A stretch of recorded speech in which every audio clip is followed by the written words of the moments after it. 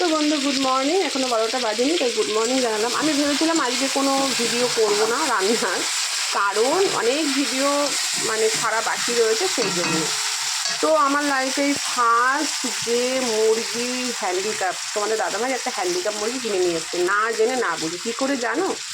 চলো তোমাদের সাথে একটু শেয়ার করে দিই। এই দেখো, এই ঠ্যাংটা কত বড় দেখতে পাচ্ছি।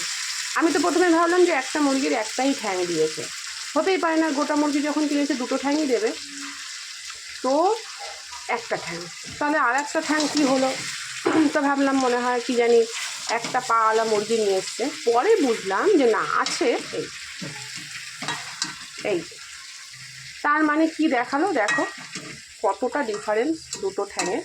তার মানে মুরগিটা হ্যান্ডিক্যাপ ছিল, এটাই হলো মুদ্রা কথা। তার জন্য একটা ঠ্যাং ছোটো, একটা ঠ্যাং বড়, বুঝেছো? তো চলো টাটা, রান্নাটা কমপ্লিট করি।